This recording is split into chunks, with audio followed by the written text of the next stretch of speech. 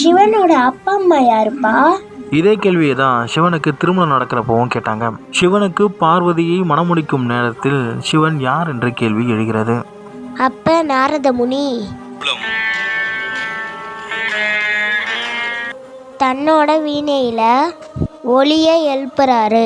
அங்கு இருந்தவர்கள் நாரத முனியை பார்த்து கேள்விக்கும் தாங்கள் எழுப்பிய ஒளிக்கும் என்ன சம்பந்தம் என்று கேட்டார்கள். சிவம் சுயம்பாக உருவானவர். அவருக்கு தாயோ தந்தையோ முன்னோர்களோ பூர்வீகமோ இல்லாதவர். அவர் இதை அனைத்தையும் கடந்தவர். இந்த பிரபஞ்சத்தை தன்னுள் அடக்கமாக்கிய மிகப்பெரிய யோகி.